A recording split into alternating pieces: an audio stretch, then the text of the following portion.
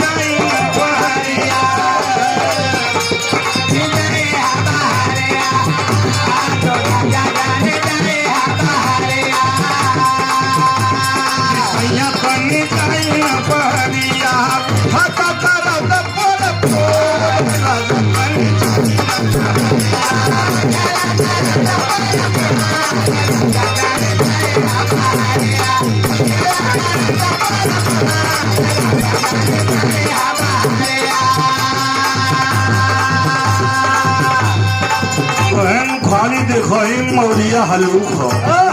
कुल करत है वो मजाक है करत कहे देखे में बड़ा दूबर है अरविंद नहीं इतना दूबर मन से उसी कार होत होई दुआ दुल्हनिया कहे दो के हलूक को समझे कि जाला गलती मत कर कि चल जा जल्दी बहर बड़ी सांसत हो जियरा के हमर नया नया गवना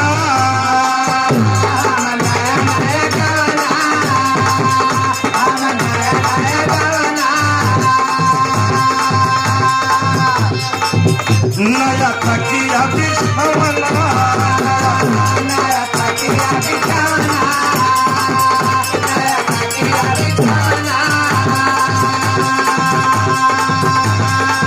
मारी न जोर दे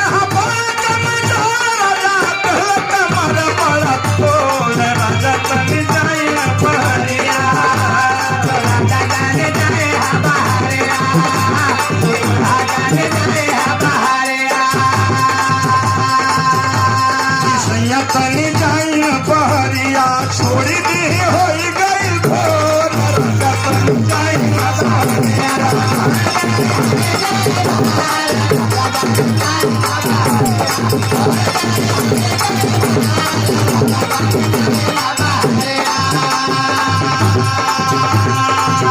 पयलावा की सुना सखी काजल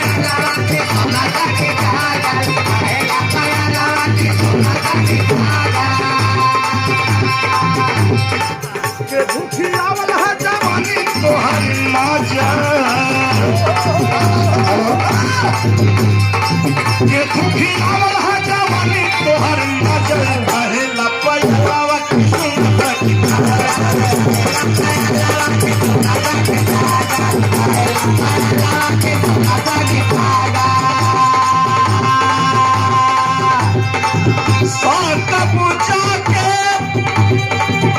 हेलो हेलो एक कहे भैया वोल्टेज कम हो तो कहा हो तिलक राम रमेश भाई साउंड देखा कुछ डिस्टर्ब करो तो हल्का से सात बजा के हर जगह खाके तू भर दहिया मुताई हो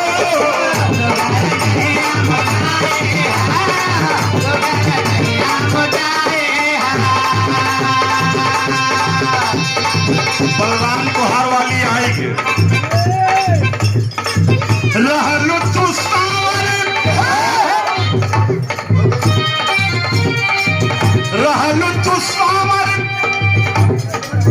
जिस्म के पावर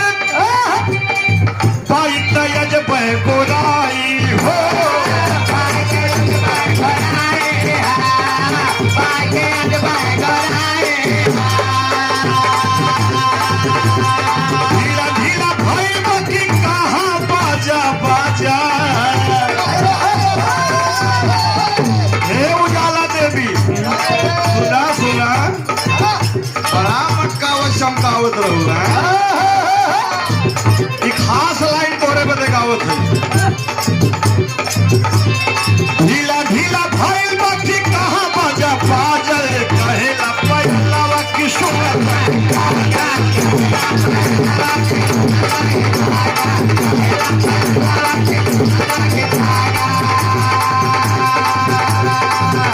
हमारे तिलक राम की ना एक मंसेरू बड़ा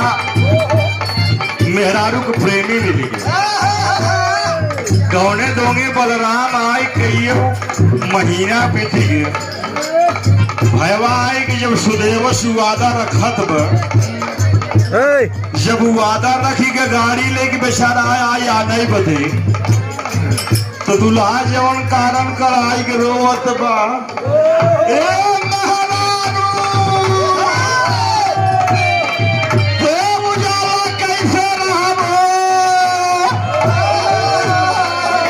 कहत बाका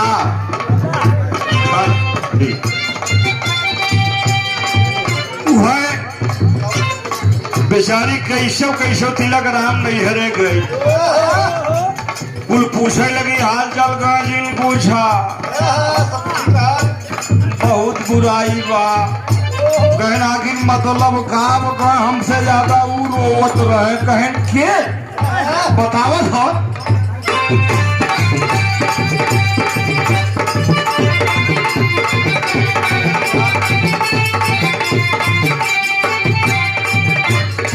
नहीं हर जाए के हम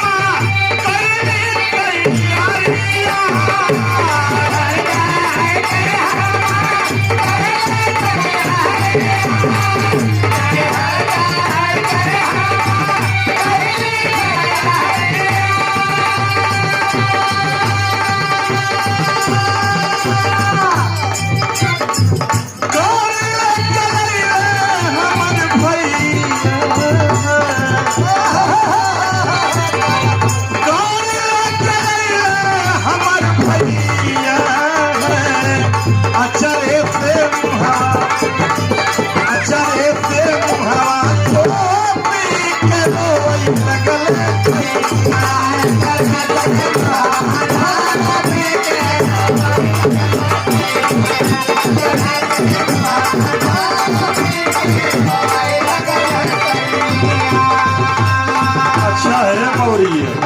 गनवा ना कितना जने सही रोवे लागत दुल्हन आवे और नई नई तिलक राम गौने और चौथी के आए कि जब भैया रामूली आए कि जाए लागत है बड़ा दर्द हो और उतना दर्द हो तो कि जवन अचड़ा रहा वही से तोप के मेहरारू कैसे रहा मेहरारू भैया तभी लोग जो देखे कमजोर दिल के होते हैं कच्चा दिल के प्रेम है और जहाँ पर प्रेम अलग होता है ना सुना जहाँ प्रेम अलग होता है वहाँ दर्द होता है और जहाँ मिलता है वहाँ खुशी आती है तो बेचारे की दुल्हन जात सबका हंसाई छूटत नौकरे करे जाते हर दाग डरी जाता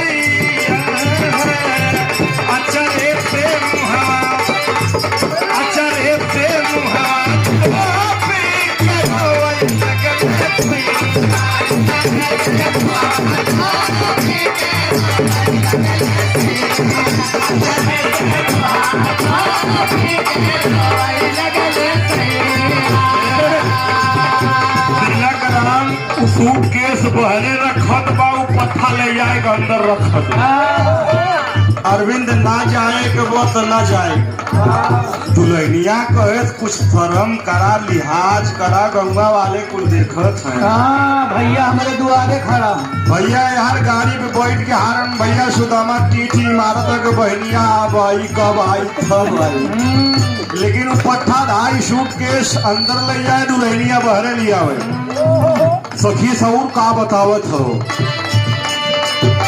कि अरे माई हमारा से पहले गई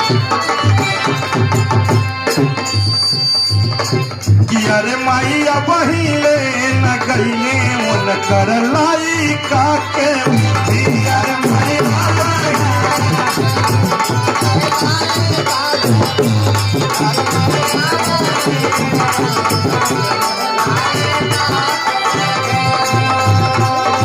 कहे माई अब तक डायरेक्टर साहब लड़का वाली बुद्धि तिलक राम कहीं आई हमारे है उजाला नियन हाय हाय तो का देख कर हमारे दिल में कुछ होता है क्या करूँ क्या करूं हाय कुछ होता है गए वहीं तक बुद्धि होकर लड़के वाली बा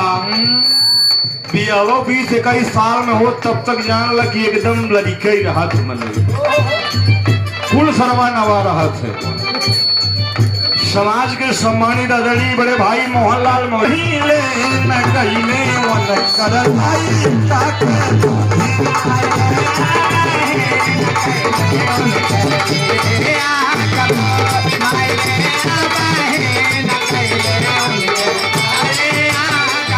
भैया राम सिंहारे प्रधान पहले बड़ा कच्चा उम्र में बियाह हो गया अरे हम 5 में पढ़त रहे हुए रोग ग्रसित हम भाई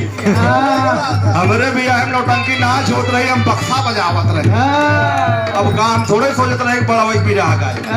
5 में पढ़े वाला लड़का 10-11 साल के होई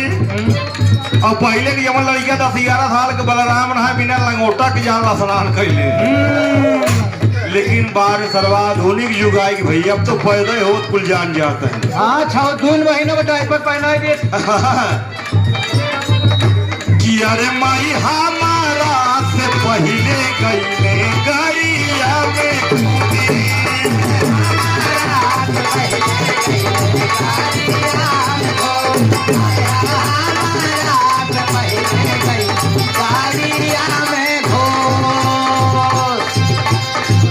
पहले ताहसलीवन कर शोधा स्वभाव पे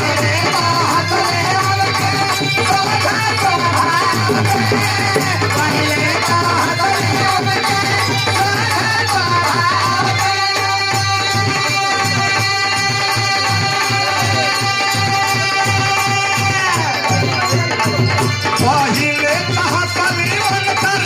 शोधा स्वभाव पे पीछे रहमत के रोवैया पीछे रहमत के रोवैया अचरे पे मुहावा गोपी के रोवन लगन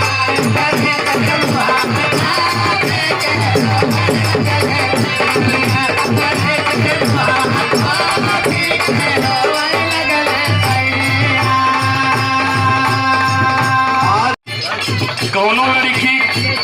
कम उम्र के बाद 9 में पढ़त बा जब 9 में पढ़त बा शहर छोड़ के गांव में तो गांव के माहौल में डायरेक्टर साहब और शहर के माहौल बहुत बड़ा फर्क हो वह फोनवा से अपने सखी से बतियावत हो अब बगलिया तिलक नाम एक थे नियन लड़का वो सुनत बा वह कहत बा पढ़तानी गंगा में रहतानी गंगा में टेंशन भइल रहता पढ़तानी गंगा में रहतानी गंगा में टेंशन भइल रहता पढ़तानी गंगा में रहतानी गंगा में टेंशन भइल रहता पानी के कंडीशन में पानी के पोजीशन में फेरा में कब रहता